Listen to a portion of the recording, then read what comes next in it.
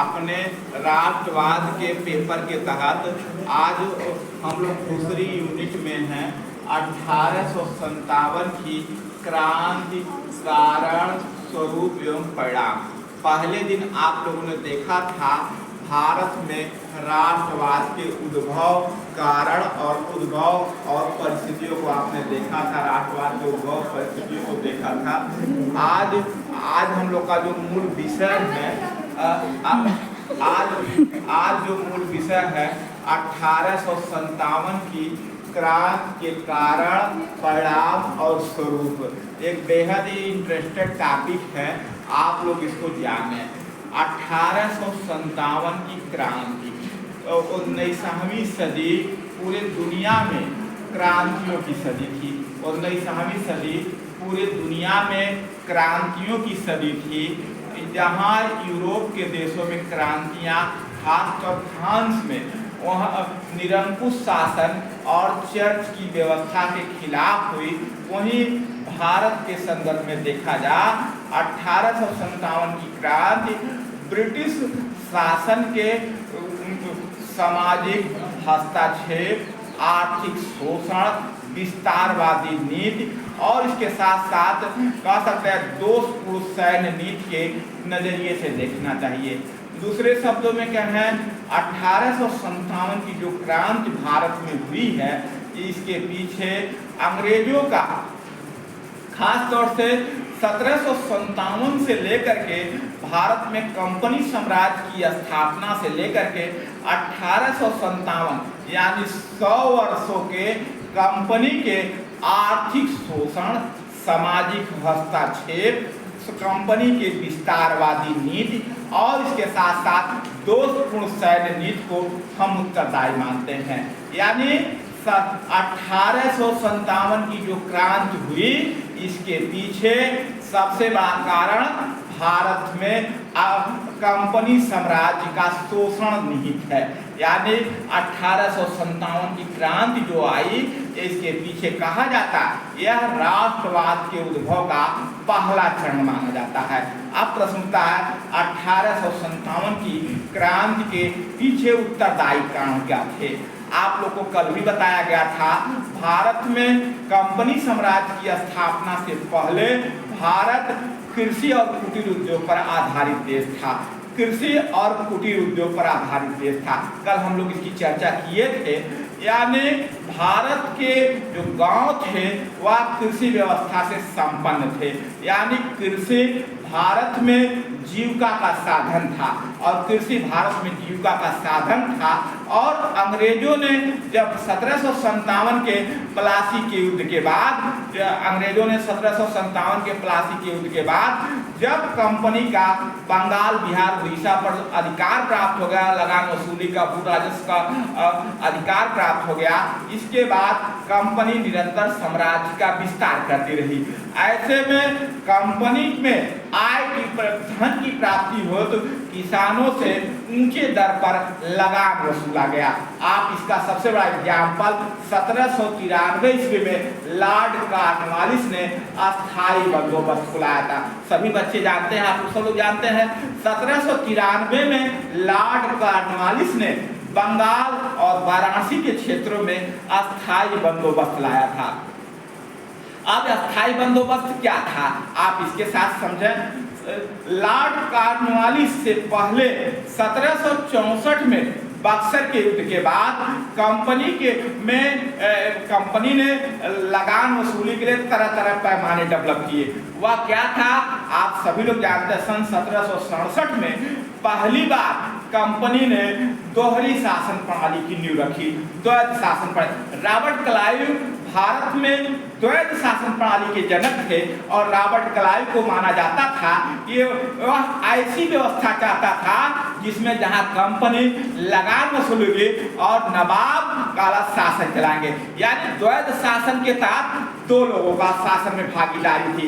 एक बंगाल के नवाब जो प्रशासन चलाएंगे और कंपनी जो है लगान वसूलेगी। क्या करेगी, लगान वसूलेगी। क्लियर है सब लोग को।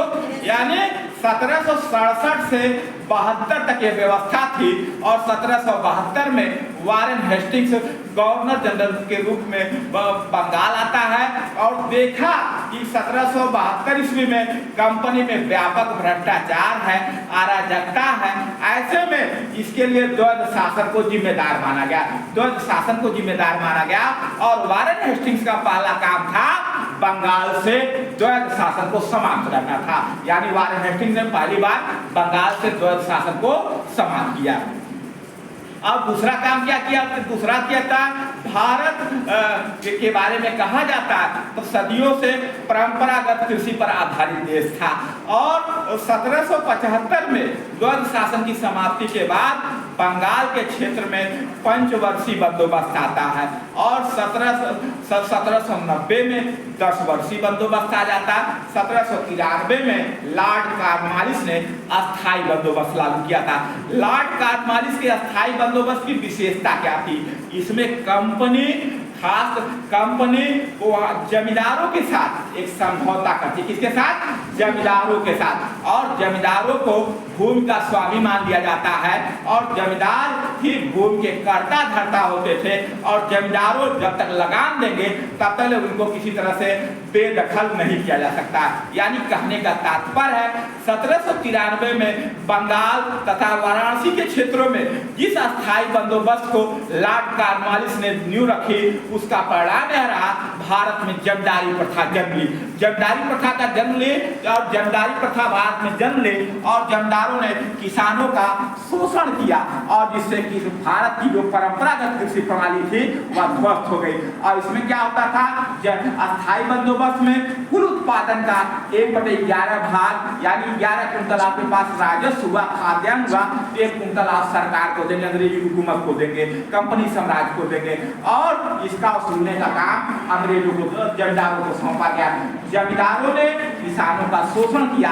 अकाल आपदा के समय किसी प्रकार की छूट नहीं दी गई और इसका परिणाम क्या हुआ?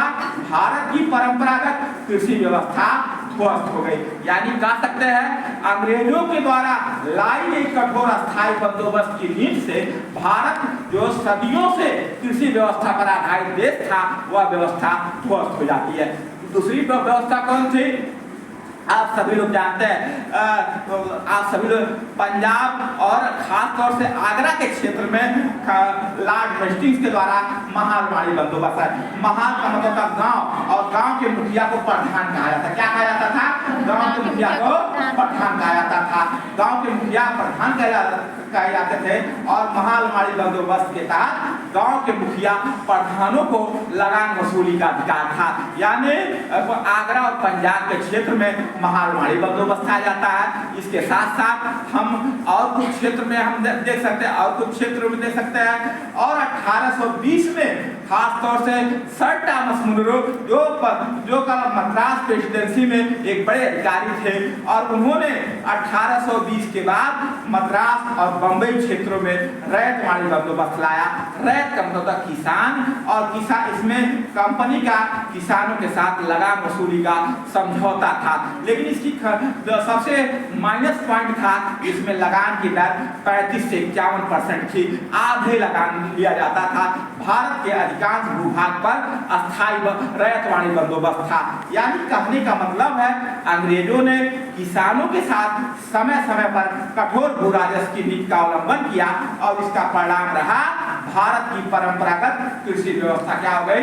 ध्वस्त हो गई।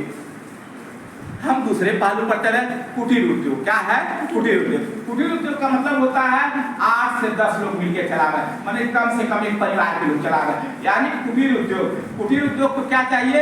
कच्चा माल चाहिए। क्या चाहिए? कच्चा माल चाहिए। कुटीर उद्योग को क्या चाहिए? कच्चा माल चाहिए। और जिस समय अंग्रेज भारत आए थे उसी समय इंग्लैंड में औद्योगिक क्रांति चल रही थी। भारत में जिस समय कंपनी साम्राज्य की नींव पड़ी उस समय इंग्लैंड में औद्योगिक क्रांति हो रही थी। औद्योगिक क्रांति का एक छोटा अर्थ जाना कारखानों की स्थापना हो रही थी। कारखानों को चलाने के लिए क्या चाहिए? कच्चा माल चाहिए। और जो कुटीर उद्योग को कच्चा माल मिलता था वह कच्चा माल कहाँ चला गया? इंग्लैंड चला गया। और कुटीर उद्योग को कच्चे माल जब नहीं मिल पाए तो कुटीर उद्योग क्या हो गए? मृत प्राय हो गए। भारत की बहुसंख्यक प्रजा कृषि और कुटीर उद्योग पर आधारित थी। ऐसे में कृषि और कुटीर उद्योग पर आधारित थी। ऐसे में कुटीर उद्योग के पतन और कृषि व्यवस्था के ध्वस्त होने से भारत की बहुसंख्यक प्रजा रोजगार विहीन हो गई, जो जीविका का साधन नहीं मिल पाया। ऐसे में भारतीय जनता में नाराजगी उत्पन्न हुई, जो 1857 की क्रांति का कारण बने। यानी आर्थिक शोषण सबसे बड़ा कारण 1857 की क्रांति का था। अब दूसरा पहलू क्या था? अंग्रेजों ने भारतीयों के सामाजिक मसले पर हस्तक्षेप किया। क्या क्या सामाजिक मसले पर हस्तक्षेप किया? इस समय भारत में अंग्रेज आए वह दौर था मुगल वंश का दौर था, मुगलिया शासन का दौर था। मुगल जहां हिंदू समाज की महिलाओं में सती प्रथा की समस्या थी, बाल विवाह की समस्या थी, शिक्षा का अभाव था, वही मुस्लिम समाज में पर्दा प्रथा थी, बहुपत्नी प्रथा थी, शिक्षा के अभाव जैसी समस्याएं थी। और लॉर्ड विलियम बेंटिक ने पहली बार 1829 में सती प्रथा का उन्मूलन किया। यानी बेंटिक के पहले और सती प्रथा के खिलाफ एक राष्ट्रव्यापी अभियान चलाने का श्रेय इसके चलाने का श्रेय किसको जाता है? राजा राम मोहन राय को जाता है। राजा राम मोहन राय एक ऐसे समाज सुधारक थे जिन्होंने पहली बार सती प्रथा के खिलाफ राष्ट्रव्यापी जन संग्रह तैयार किया था और राष्ट्रव्यापी जन संग्रह तैयार किया था। और उसी का परिणाम था कि 1829 ईस्वी में सती प्रथा का उन्मूलन किया गया। और दूसरी समस्या थे उड़ीसा के खौर जनजाति समाज में, उड़ीसा के खौर जनजाति समाज में नर बलि प्रथा विद्यमान थी। नर बलि प्रथा का मतलब होता है छोटे शिशुओं को बलि देने के बाद माताजी प्रसन्न हो जाती थी।